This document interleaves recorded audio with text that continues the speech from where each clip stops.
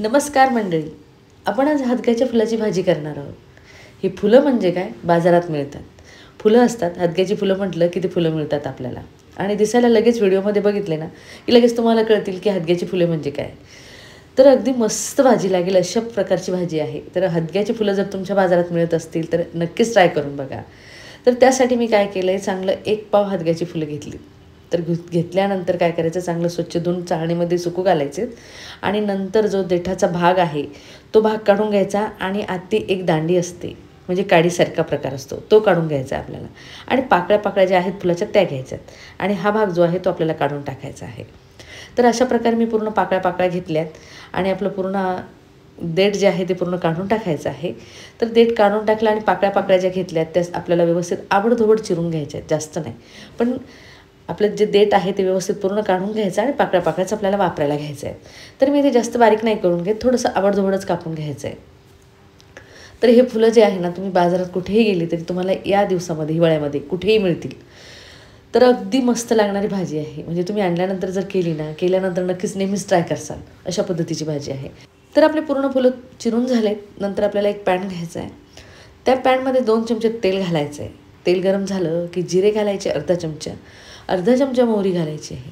जिरे आणि मोहरी तडतडली की लगेचच कांदा घालायचा आहे. बारीक चिरलेला असला तरी चालेल आणि लांबट असेल तर छानच, कारण फुलं जे आहेत आपले थोडेसे लांबट आकाराचे आहेत आणि आपण ते जास्त चिरूनही घेतलेले नाही. त्यामुळे लांबट आकाराचा कांदा घातला तर दिसायलाही छान दिसेल, खायला तर टेस्ट एकच येते, बारीक चिरला तरी आणि लांब चिरला तरी टेस्ट एकच असते. पण लांब चिरून घेतला तर दिसायला भाजी छान दिसेल.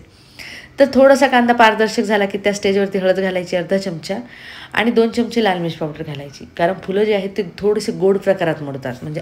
तर त्यासाठी मी थोडीशी लाल मिर्च पावडर 2 चमचे टाकून घेतली आणि हिरवी मिरची घातलेली आहे, फ्लेवरसाठी खूप छान लागेल. आणि कोथिंबीर घालायचं आहे आणि लगेच जे आपण फुलं करून म्हणजे हे करून घेतले होते, चिरून घेतले होते ते घालायचे. गॅस मिडियम करायचा आहे आणि अगोदर आपल्याला एकसारखे मिक्स करून घ्यायचे. तुम्हाला वाटेल पॅन खूप छोटा झाला आहे आणि फुलं खूप जास्त झाले, पण लगेचच शिजले की लगेचच खूप कमी भाजी होते याची, फुलांची भाजी खूप कमी होते.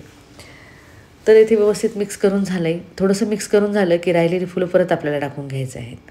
तर राहिलेली फुलंसुद्धा मी त्यामध्ये टाकून घेते. फुलं टाकल्यानंतर गॅस जो आहे थोडासा वाढवायचा आहे, म्हणजे मिडियमचा थोडा वाढवून घ्यायचा आहे, कारण पाणी जर सुटलं तर खूप पाणी होईल. तर चवीनुसार मीठ घातलं आहे मी त्यामध्ये. चवीनुसार मीठ घातल्यानंतर एकसारखं ते आपल्याला वर खाली करून घ्यायचं आहे, म्हणजे पूर्ण आपलं कांदा लाल मिर्च पावडर जी वापरली ती पूर्ण फुलाला लागली पाहिजे अशा पद्धतीने हलवून घ्यायचं आहे. तर हलवताना मी तुम्हाला सांगितलं एकसारखं हलवत राहायचं आणि गॅस फुल करायचा आहे, नाहीतर काय होईल, पाणी जर सुटलं तर खूप पातळ झाल्यासारखी होईल आणि पाणी पाणी लागेल. तर त्यासाठी गॅस फुल करायचा आणि एकसारखी फ्राय करून घ्यायची, तितकी कोरडी तुमची भाजी होईल. तर एकसारखी फ्राय करताना तुम्ही इथे बघू शकता मस्त रंगसुद्धा आला आहे आणि भाजीसुद्धा खूप छान झालेली आहे. अगदी झटपट होणारी भाजी आहे. या भाजीला खूप काही साहित्यही लागत नाही आणि करायलाही वेळ लागत नाही. तर ही भाजी खायला खरंच सगळेजण आवडीने खातील. एकदा तरी ट्राय करून बघा. म्हणजे तुमच्या जवळपास बाजारात कुठे मिळत असतील तर घरी आणा आणि भाजी करून बघा. तुम्ही भाजी केल्यानंतरच तुम्हाला कळेल हदग्याच्या फुलाची भाजी इतकी सोपी आणि चविष्ट खूप छान आहे. तर अगदी झटपट होणारी भाजी आणि मस्त खायला. तर तुम्ही ही भाकरीसोबत पोळीसोबत कशासोबतही खाऊ शकता. तर गरमागरम पोळ्या घ्यायच्यात, म्हणजे गरमागरम भाजीसुद्धा घ्यायची आहे आणि झटपट होणारी भाजी आहे. तुम्हाला टिफिनमध्ये जरी द्यायची म्हटलं तरी भाजी देत आहे. तर कमी साहित्यात आणि झटपट होणारी भाजी तुम्हाला कशी वाटली हदग्याच्या फुलाची ही कमेंटमध्ये मला नक्की कळवा. तुम्हाला जर हा माझा व्हिडिओ आवडला असेल आणि तुम्ही माझ्या चॅनलवर नवीन असाल तर माझ्या चॅनलला सबस्क्राईब, लाईक, शेअर, कमेंट करायला विसरू नका. तर चला भेटूया अशाच नवीन नवीन आणि सोप्या सोप्या रेसिपीसोबत. तोपर्यंत बाय.